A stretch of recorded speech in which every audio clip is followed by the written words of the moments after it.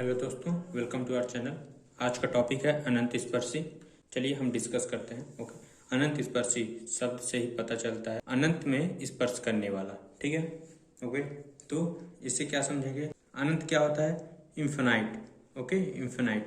तो हम लोग जानते हैं कि ये हमारा कोऑर्डिनेट है। ओके, तो इधर क्या होता है? प्लस इन्फिनाइट, इधर होता है माइनस इन्फिनाइट। ओके, सेम इस इधर भी होता है प्लस इन्फिनाइट, इधर होता है माइनस इन्फिनाइट। ओके, तो क्या कहता है कि अनंत स्पर्शी मतलब क्या होता है? अनंत में स्पर्श करने वाला। ठीक है, चलिए एक एग्जांपल ले लेते हैं। यदि हमारे पास कोई बंद वक्र है, जैसे कि ये एक बंद वक्र है। ओके, ठीक है, एक बंद वक्र है। ओके, और इसको स्पर्श करते हुए हम यदि कोई रेखा खींचे, ओके, कोई रेखा खींचे जो कि इसे स्पर्श करे, तो यह क्या है? एक अनंत स्पर्शी है। ये तो यहीं पे स्पर्श हो रहा है।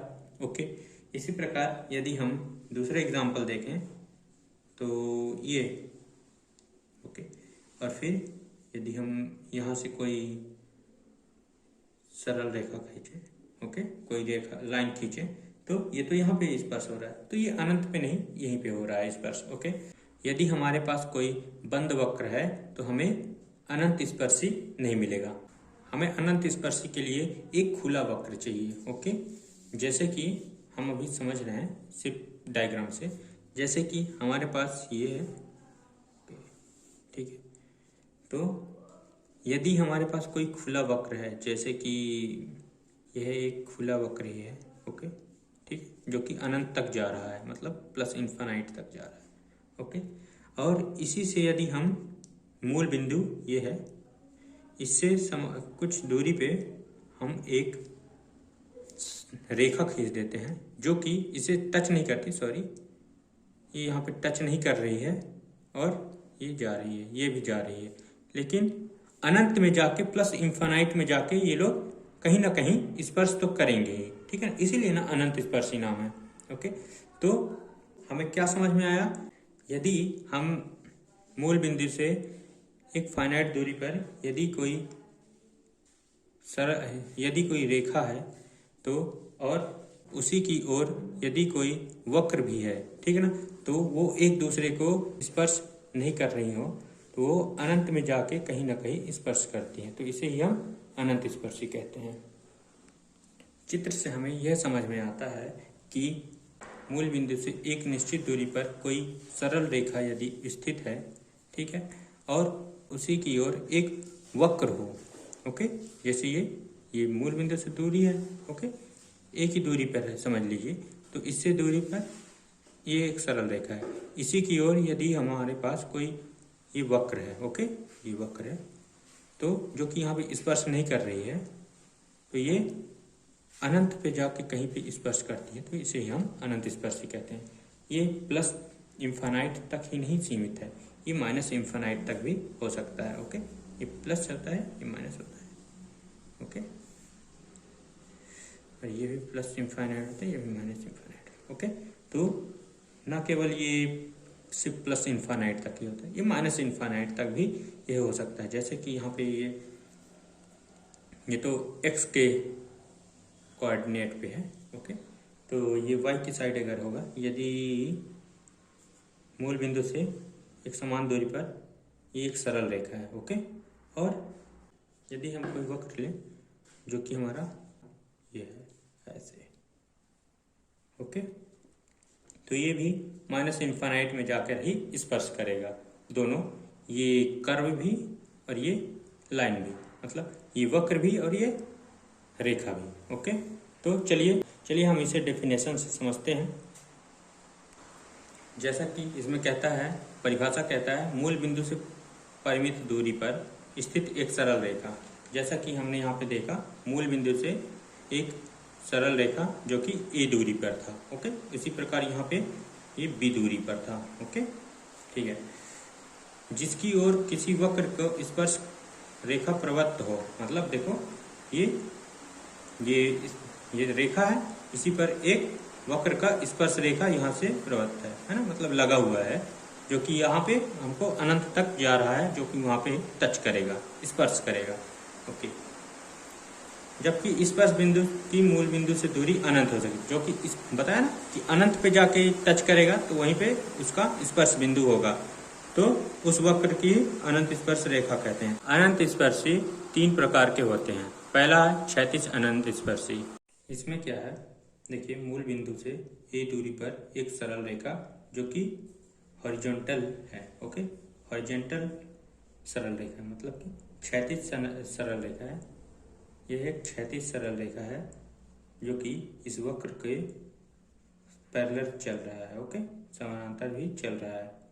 ठीक, तो जो कि एक दूसरे को स्पर्श नहीं कर रहे हैं, क्योंकि अनंत में जाके कहीं स्पर्श कर रहे हैं, तो ये एक क्षैतिज अनंत स्पर्शी कहलाता है। बस ये समझ लीजिए कि ये रेखा क्षैतिज है, तो यह एक क्षैतिज अनंत स्पर्शी कहलाया। ओके, अब दूसरा है ऊर्ध्वाधर अनंत स्पर्शी।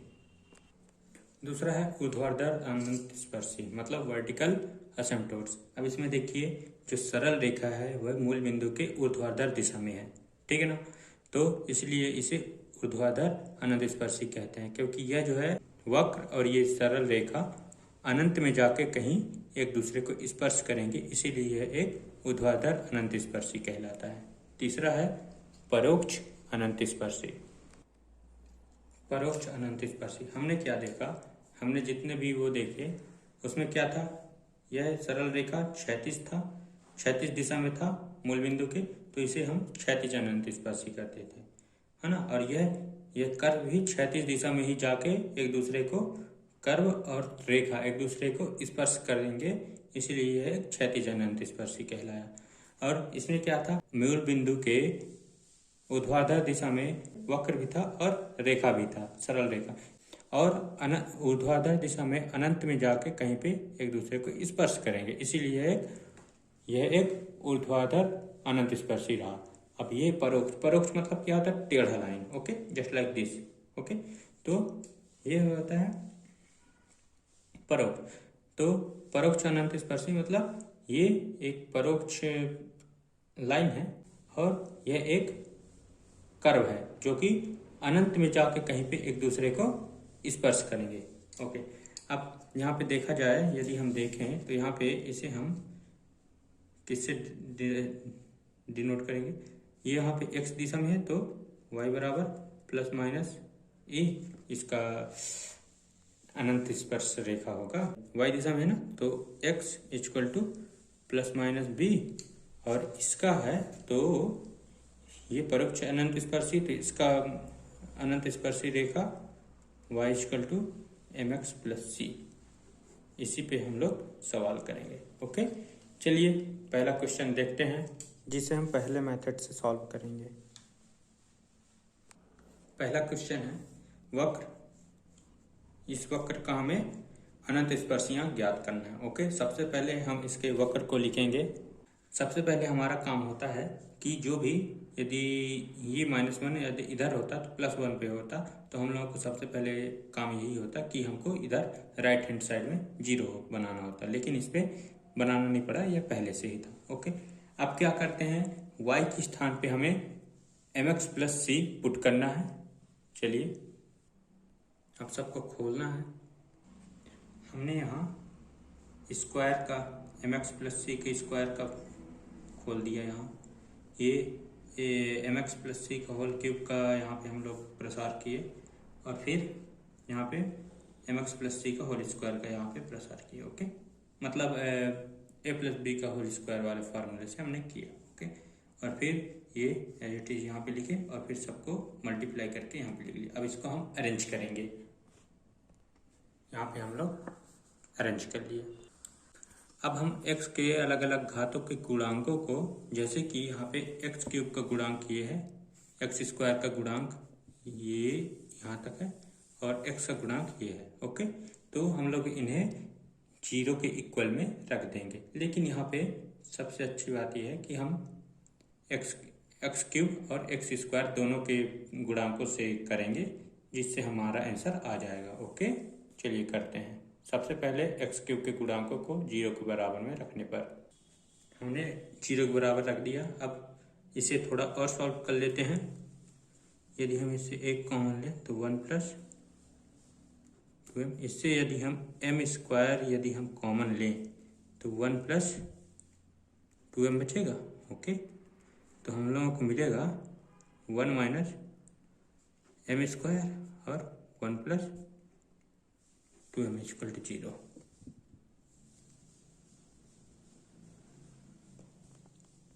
जिससे हमें m के 3 वैल्यू मिल रहे हैं, 1 minus m, 1 plus m, 1 plus 2m। m equal to हमको मिलता है 1 मिलेगा, -1 मिलेगा और -1/2 मिलेगा। ओके, अब ये तो एक्स क्यूब का मान है। अब तो यहाँ पे हम लोग एक्स क्यूब के गुणांक को 0 के बराबर रखें। अब हम यहाँ पे क्या है, एक्स स्क्वायर। ओके, अब हम एक्स स्क्वायर के गुणांकों को 0 के बराबर रखेंगे, जिससे हमें c की वैल्यू प्राप्त होगी। अब इसमें से क्या कॉमन है, इनमें से 2c कॉमन है, ये इनमें है ना, तो कॉमन कर लेते हैं। इसमें इन तीनों में से 2c कॉमन लेके हमने इनको इधर भेज दिया। ओके, अब c की वैल्यू हमको मिलेगा, हमें यहाँ c की वैल्यू मिल गई। ओके, अब हमें जो भी ये इक्वेशन मान ले, फर्स्ट है ये सेकंड मान लेते हैं, इसे थर्ड मान लेते हैं। ओके, अब m की एक वैल्यूज को इसमें पुट करेंगे, जिससे हमें c की वैल्यूज प्राप्त होंगे। ओके, तो सबसे पहले m इक्वल टू 1 रखने पर हमें 0 मिला। ओके, क्योंकि 1 का स्क्वायर 1 -1, तो ये 0 मिल जाएगा। ओके, नीचे करने की कोई ज़रूरत ही नहीं। अब m इक्वल टू -1 करेंगे तो हमको मिलता है, m की वैल्यू हम -1 रख रहे हैं, तो हम लोग को ये यहाँ पे रख दिए, तो स्क्वायर की वैल्यू 1, ये प्लस का हो गया, ये 1 -1 का ये माइनस के साथ मल्टीप्लाई प्लस होगा, माइनस प्लस, सॉरी माइनस के स्क्वायर प्लस, और ये माइनस के साथ माइनस हो गया, तो ये 3 में से 1 गया, 3 में से 2 गया, 1 1 2 और -3, तो -1 हुआ, और ये 2 के साथ ओके। ओके, अब हम m इक्वल टू 1/2 रखेंगे। हमने यहाँ पे m इक्वल टू -1/2 रख दिया। ओके, चलिए इसे भी सॉल्व कर लेते हैं। हमको यहाँ से मिलेगा, ये प्लस में आ जाएगा 1/4, ये भी प्लस में 1/2 आ जाएगा। ओके, और अपॉन में ये भी प्लस में 1/2 आ जाएगा, यहाँ पे ये तो प्लस में आ जाएगा, तो 3/4 आ जाएगा। हमें यहाँ पे मिलेगा 3/4, इनसे तो मिल जाएगा। ओके, ठीक है, यहाँ से हम लोगों को ये 3 इससे जुड़ेगा तो 3/2 आ जाएंगे। ओके, तो ये 3/2 गुणे 4 कहाँ से आ गया, ये 4 नीचे आ गया। ओके, और ये इसमें से यहाँ पे होगा तो 6 - 3 आ जाएगा। ओके, और बटे में 4, तो ये आ गया, और equal to c equal to 1/2, क्योंकि ये और ये कट गया। ओके, तो 1/2। ओके, अब हम लिख सकते हैं, जब m इक्वल टू 1 और c इक्वल टू 0 हो तो हम लोगों को अनंत स्पर्शी मिलेगा। x की वैल्यू ये, m की वैल्यू 1 तो, और c की वैल्यू 0 तो y equal to x। Okay, second, जब m equal to -1 c equal to -1 होगा तो हम लोगों का हमको ये वाला वैल्यू मिलेगा, ये सेकंड हो गया। ओके, और थर्ड मिलेगा हमको, थर्ड अनंत स्पर्शी, जब m इक्वल टू -1/2 और c इक्वल टू 1/2 है तो हम लोगों को ये मिलेगा। Okay, x plus 2y -1 equal to 0। Okay, तो इससे हम लोग को क्या सीख मिला कि जब यदि हमें वक्र का ऑर्डर यदि 3 है तो हमको मतलब जितने ऑर्डर होंगे उतने ही हमें अनंत स्पर्शी मिलेंगे। जैसे कि यहाँ पे 3 ऑर्डर था तो हमें 3 ही अनंत स्पर्शी रेखाएं मिली। ओके, हमने जो पहला एग्जांपल देखा वह फर्स्ट विधि से किया है ना।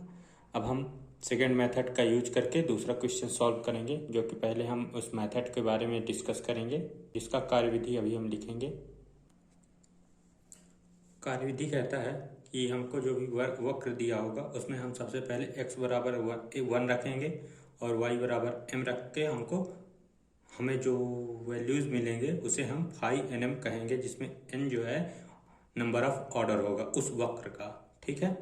तथा हमें फाई n माइनस वन मतलब उस ऑर्डर के, मतलब जैसे हमारे पास कोई वक्र है उसका ऑर्डर 3 है तो उससे नीचे हमें ऑर्डर 2 का भी एक फंक्शन मिलेगा, ठीक है ना, m के फॉर्म में मिलेगा। फिर हमें फाई डैश एन एम भी निकालना है, ठीक है।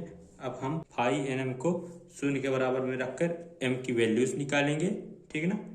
उसके बाद हम c की वैल्यूज इनमें पुट करके हम लोग निकाल लेंगे, जिससे हमें लास्ट में अनंत स्पर्शी का इक्वेशन मिलेगा। चलिए एक क्वेश्चन करते हैं, तब हमको अच्छे से समझ में आएगा। सबसे पहला क्वेश्चन है, हमें बोला है वक्र x cube plus y cube equal 3axy। इसमें सबसे पहले हम क्या करेंगे, इसके हिसाब से उच्चतम घात में x बराबर 1 रखेंगे और y बराबर m रखेंगे, जिससे हमें फाई एन एम मिलेगा। फाई एन इसका ऑर्डर क्या है 3, तो फाई 3m मिलेगा। ओके चलिए करते हैं। ये तो हमें फाई 3m की वैल्यू मिला। ओके अब हम लोग क्या करेंगे, अब क्या कहते हैं यहाँ पे phi n minus one. Okay यहाँ पे क्या लिखा है फाई n माइनस वन, हमको कैसे मिलेगा phi n minus one. Okay तो phi n minus one, n बराबर 3 है तो हम लोग करेंगे फाई 2m। ओके इनमें 2 का पावर है ही नहीं, इनमें देखिए एक पावर इसमें है एक पावर y में। ओके तो ये हो जाएगा 2। ओके अब इसमें क्या कहता है, हमको x बराबर 1 रखना है। ओके तो 3ax, ओके x की वैल्यू 1 हो गया और y की वैल्यू m हो गया। ओके ठीक है, इसको हम सेकंड मान लें, ये थर्ड। अब हम इक्वेशन 2 को 0 के बराबर रख के m की वैल्यूज फाइंड करेंगे। अब a cube plus B cube का फॉर्मूला होता है a प्लस बी कोष्टक a square minus A B plus B square. इसको हम 0 बराबर करेंगे और हम लोग को m की वैल्यूज 3 मिलेंगी।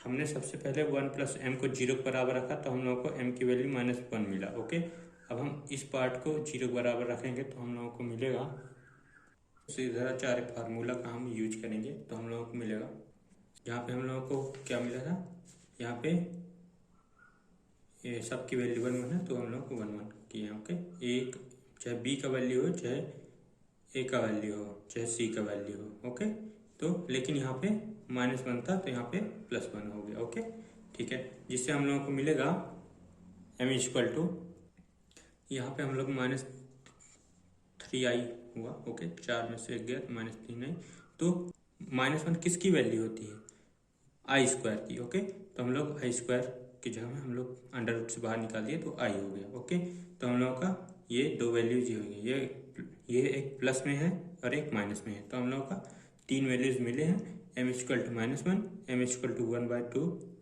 Plus minus √3/2 i. ओके अब हम आगे का प्रोसेस करते हैं। अब हम इक्वेशन फर्स्ट सेकंड से देखेंगे, इसका भी हमें डैश वाला निकालना है तो इसका हम फर्स्ट टाइम डेरिवेशन करेंगे। नाउ फ्रॉम, अब हम इक्वेशन 2 से करेंगे, इसका हम डेरिवेशन करेंगे तो हम लोग मिलेगा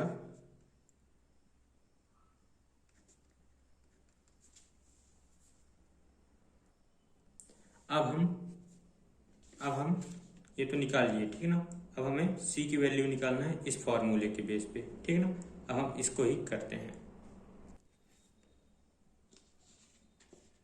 क्या है फाई n-1 जिसकी वैल्यू हम लोग क्या निकाले थे 3a, तो हम लोग 3am रख दिए। ओके अब यहाँ पे फाई डैश m जिसकी वैल्यू हम लोग यहाँ पे निकाले हैं 3, ये m स्क्वायर। ओके तो ये हम लोग यहाँ पे लिख दिए। ओके इससे हम लोग को क्या मिलेगा, ये कट गया, इसे कटा, तो c equal minus a/m। 1 minute, यहाँ पे -a/m नहीं आएगा, ये आएगा यहाँ पे हम लोग जो ये निकाल पार्ट 2m, यहाँ पे माइनस होगा तो ये यहाँ पे माइनस होगा तो यहाँ पे भी माइनस होगा तो ये प्लस में आ जाएगा। ओके तो ये प्लस a/m आ जाएगा, यहाँ पे माइनस कर दिया है ना। ओके तो चलिए आगे करते हैं। जब m इक्वल टू -1 होगा और c equal to a/m, okay तो हम लोगों को मिलेगा अनंत स्पर्शी y equal to M X plus C, तो y इक्वल टू माइनस, ये -1 है तो माइनस एक्स हो जाएगा, प्लस a बाई -1, क्योंकि m की वैल्यू -1 है। ओके, तो y equal to minus X minus A, तो हम लोग ये कह सकते हैं ये हमारा अनंत स्पर्शी हो गया। ओके, अब जब हमारा, अब यहाँ पे देखेंगे, जब हमारा m equal to 1/2 plus minus √3/2 i. Okay, सबसे पहले हम यह जान लें कि हमारा इमेजिनरी पार्ट का कभी हमें अनंत स्पर्शी नहीं मिलता है। ओके, तो बस इस वक्र का सिर्फ एक ही, तो इस वक्र का सिर्फ एक ही अनंत स्पर्शी रेखा है, जो कि ये है। इमेजिनरी पार्ट का तो होगा नहीं। ओके, तो केवल इस वक्र का सिर्फ एक ही अनंत स्पर्शी रेखा है। वीडियो पसंद आया हो तो लाइक करें और दोस्तों के साथ शेयर करें। Thank you.